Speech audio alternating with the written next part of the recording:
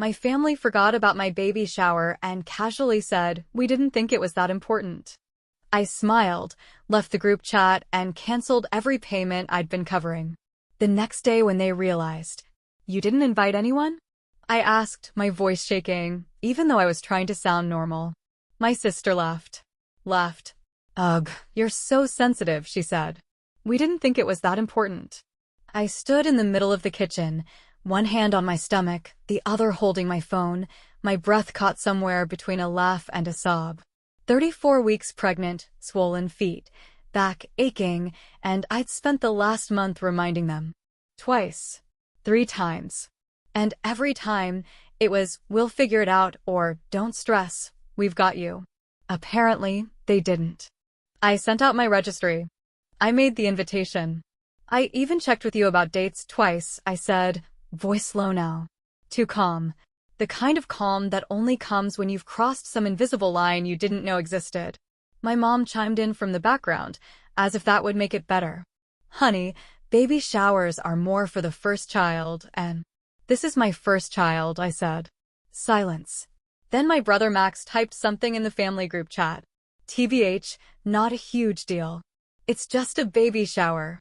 Just a baby shower." As if I hadn't paid for his car insurance the last 2 years. As if I hadn't helped our mom with her mortgage payment, quietly every month, so she wouldn't fall behind. As if I hadn't bought groceries for my sister when her fiancé left and took everything. As if I didn't matter. I looked at the screen, at all the little seen indicators under my last message. Then I did the only thing I could. I smiled, clicked the 3 little dots next to the chat name, and hit leave group. 2 minutes later, I was logged into my bank account. Payment to AT&T? Cancel. Auto transfer to mom's account? Delete. Venmo to my sister for Ellie's dance classes? Declined. I didn't announce it. I didn't write a long goodbye. I didn't explain myself. I just stopped.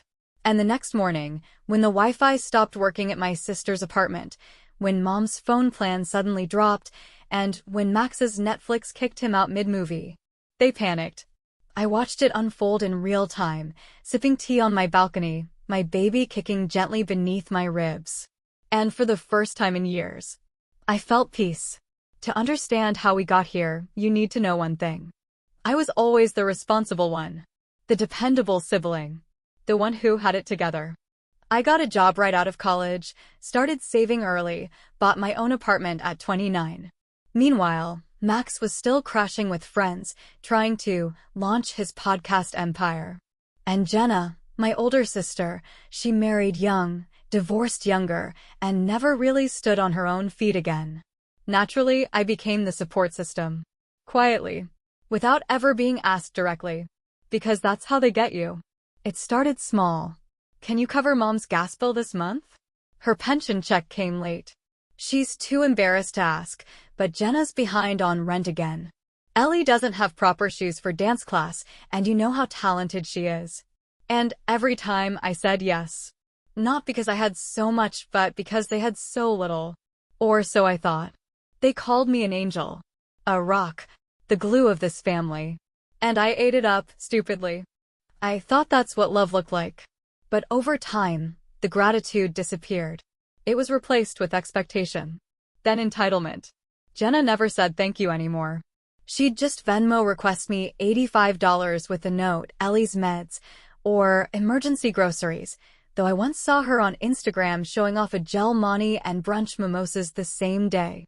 Max didn't even pretend. He once texted, "Yo, rent's due. Handle it?" And I did. Meanwhile, Mom started saying things like, "You know, you're so blessed, sweetie. God gave you that job so you could help others." As if my success was assigned to fund their failures. By the time I got pregnant, I had paid Jenna's rent for 11 months straight. Max's phone, gym, and Spotify. Mom's utilities.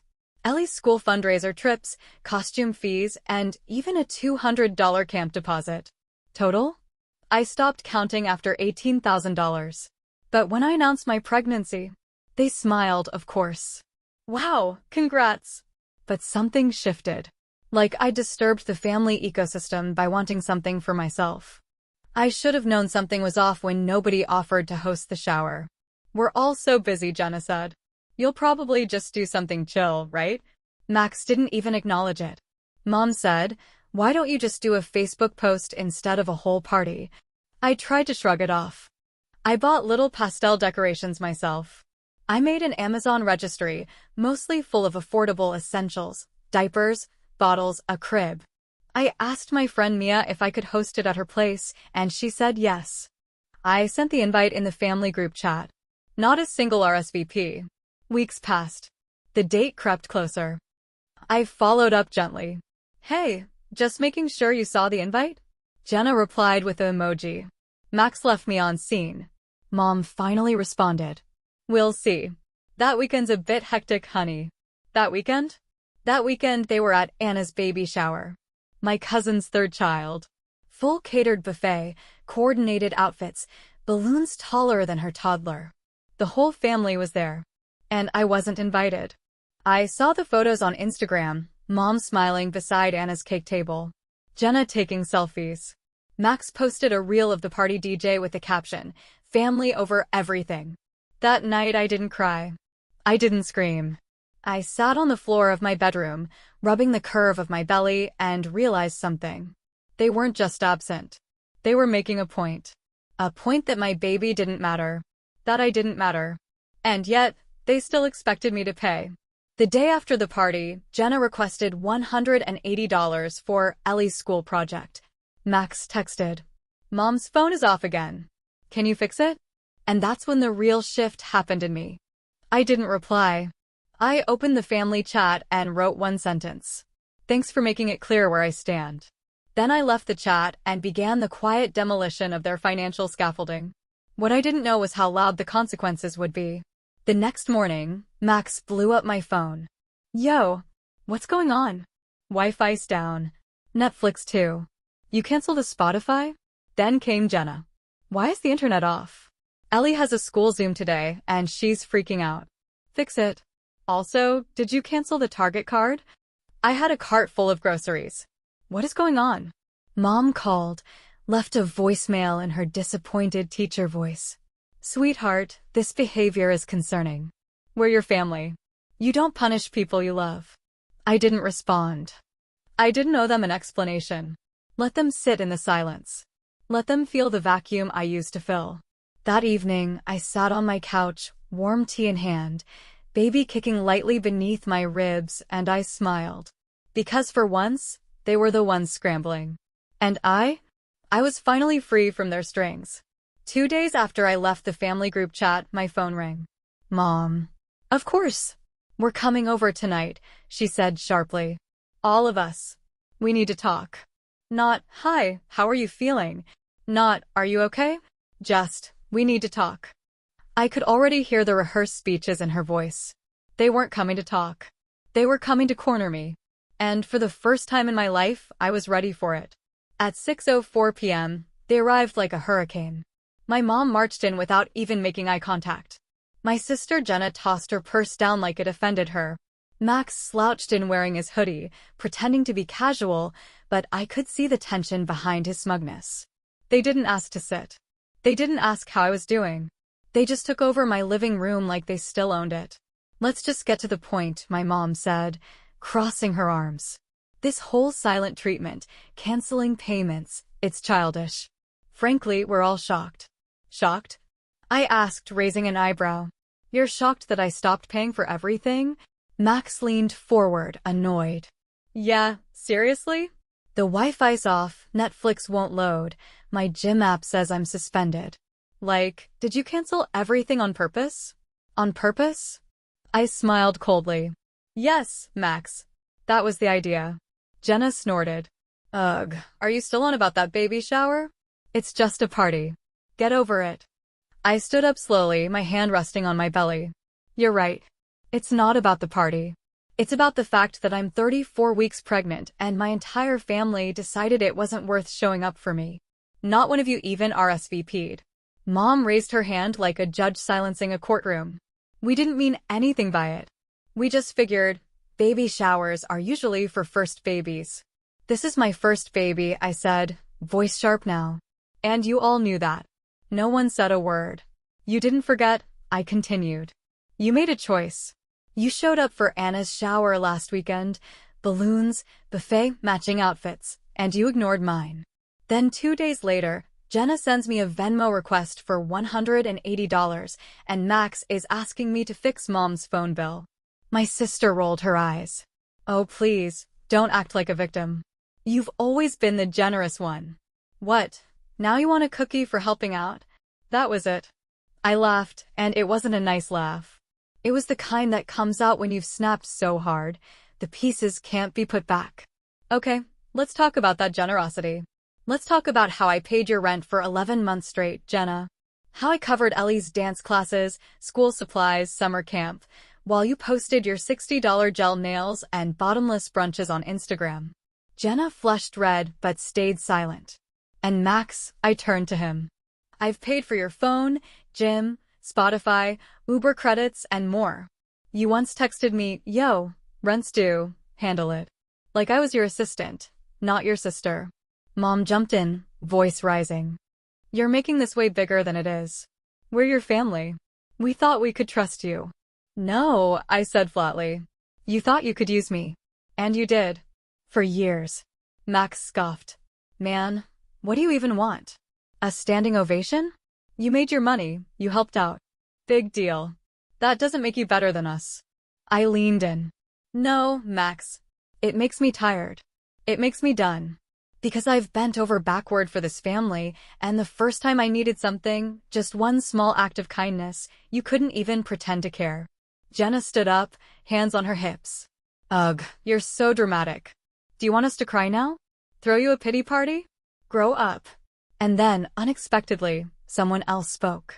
From the corner of the room, my cousin Lisa, who'd been sitting quietly the whole time, stood up. I was on your side, she said, voice shaking a little. But this is disgusting. You all act like she's an ATM, and then treat her like dirt when she sets a boundary. Everyone turned to her, stunned. Lisa, don't get involved, Mom snapped. No, Lisa said. I am involved. Because I see how you've treated her. And I don't want to be part of a family that punishes someone for growing a backbone. And just like that, Lisa grabbed her purse and walked out. The room fell into stunned silence. Then Mom turned back to me, face pinched with guilt and anger. Think about your baby. She needs a family. Are you really going to raise her alone? Without us? I looked my mother dead in the eye. Better alone than surrounded by people who only love me when I'm useful. They left my apartment that night like a funeral procession. No one slammed the door. No one screamed, not anymore. The storm had passed, but the wreckage? Oh, it was everywhere. Max mumbled something under his breath on the way out, probably another insult, but I didn't catch it.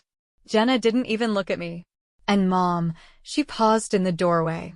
Her hand brushed the edge of the door frame like she wanted to say something. But she didn't. She walked away. And I closed the door behind them.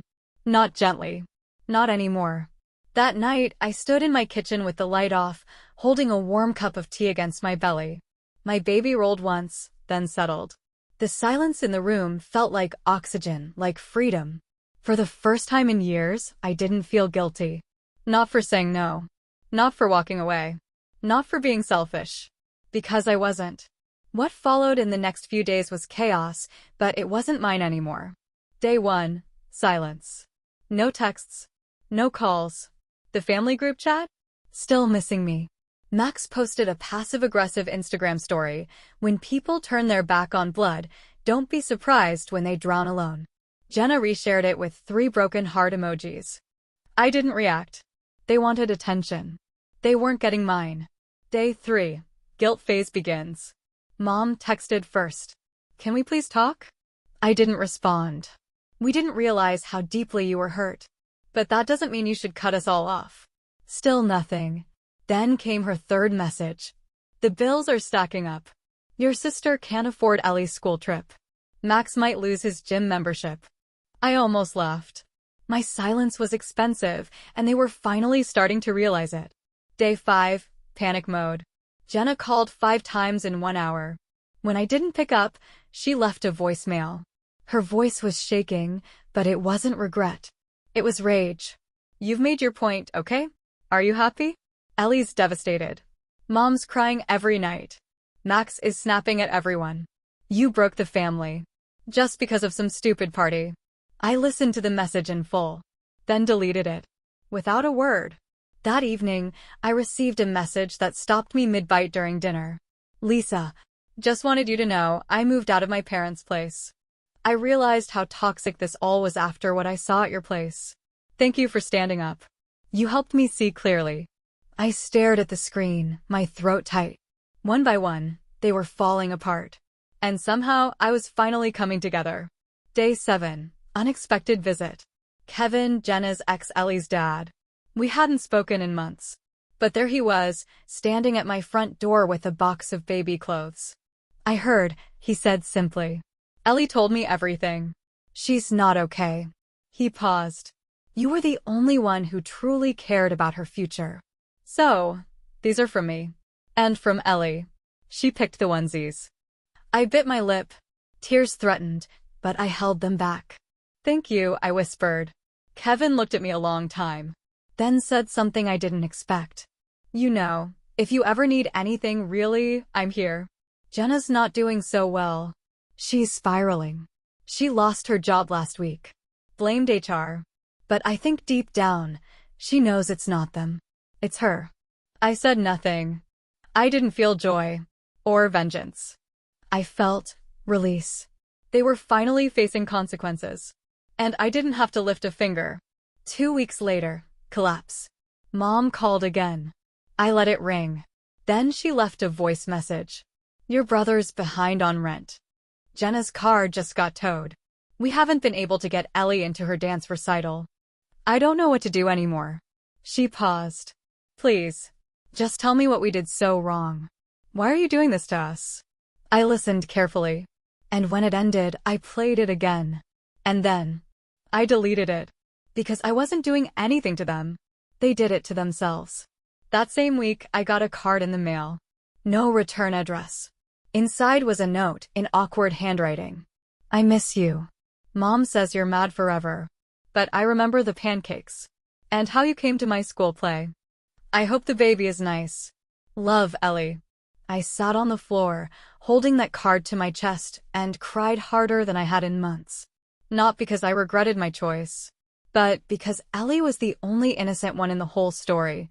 Final blow. Jenna's breakdown. 3 weeks after the showdown, I got a message from an unknown number. It was Jenna. Her tone, different. Quiet. Almost broken. I messed up. I ruined everything. And you were the only one who ever really helped. I know I said things I can't take back. But I'm sorry. There was no manipulation. No guilt. Just honesty. But it was too late. I didn't reply. Because I finally understood. Forgiveness isn't owed.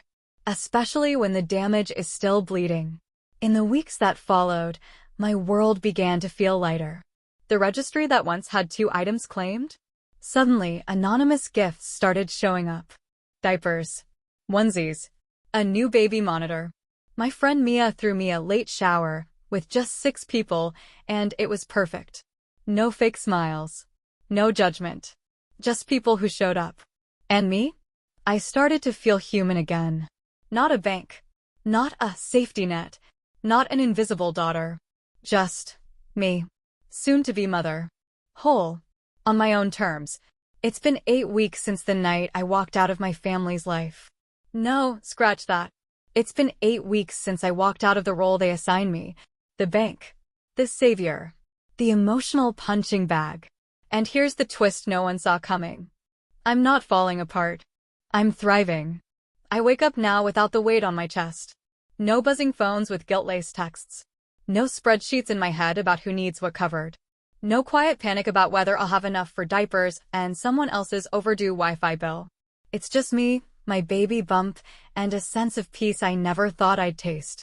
It's strange, honestly, to live in silence after years of obligation.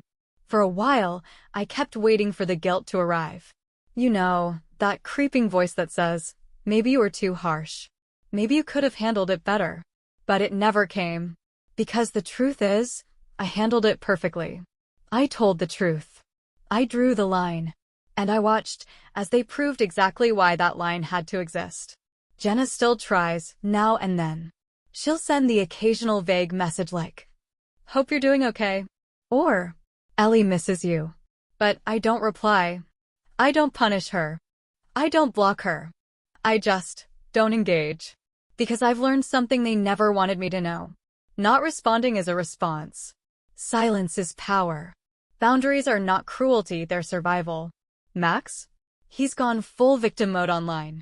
He made a whole thread last week about fake family and how money changes people. It got 2 likes. One from Jenna.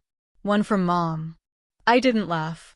I pitied him, because without me, he's had to face himself.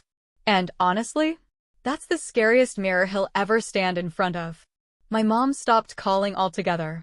She finally understood that I wasn't coming back. Not to the group chat. Not to their table. Not to the unspoken contract that I owe them for being born. Funny, isn't it? They raised me to believe that I was the selfish one.